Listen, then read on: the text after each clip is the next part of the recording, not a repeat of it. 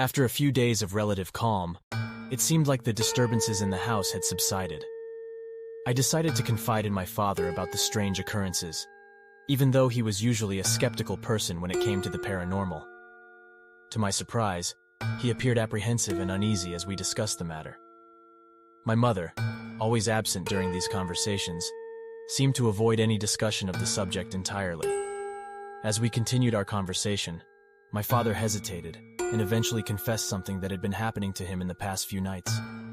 He shared how he would wake up in the middle of the night, hearing unusual noises coming from downstairs.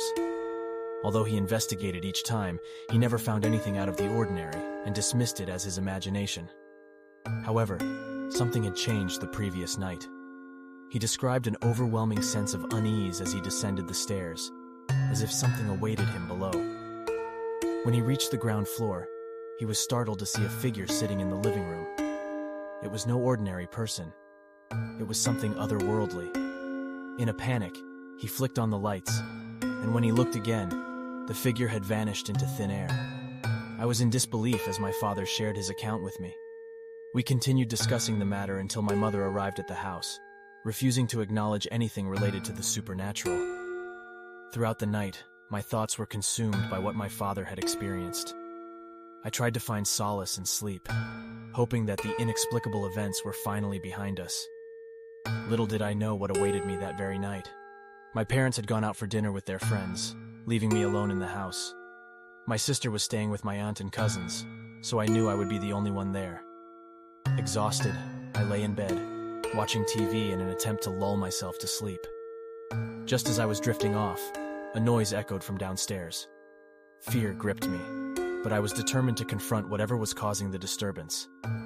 Clutching my phone tightly, I descended the stairs, the noise growing louder with each step. However, just before reaching the bottom, an inner voice compelled me to turn back and call my parents. I should have listened, but my curiosity got the better of me.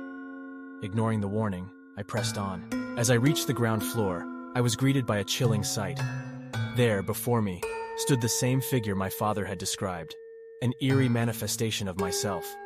With the lights on, its true form became clear, an unsettling version of myself with an unsettlingly wide grin, sharp teeth, and hollow eyes.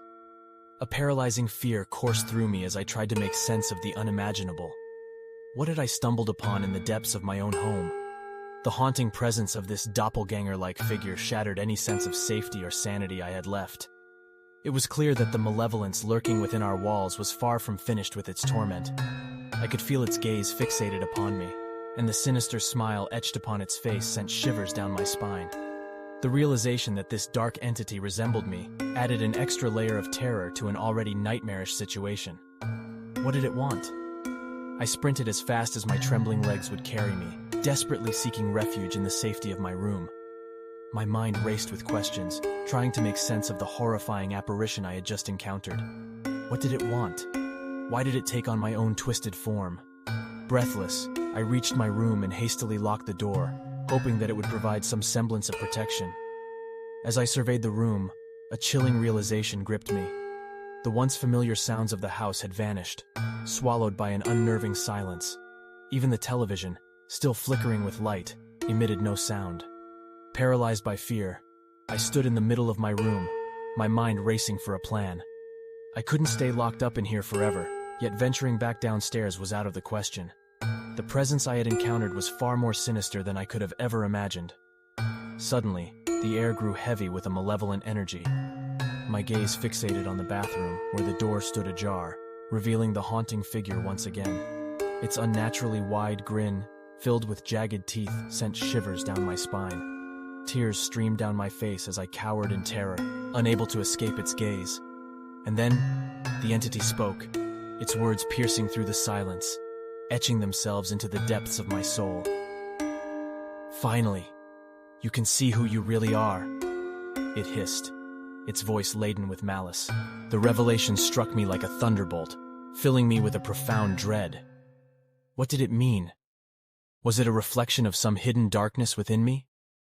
The truth of my own identity became a haunting enigma, leaving me trapped in a web of terror and self-doubt.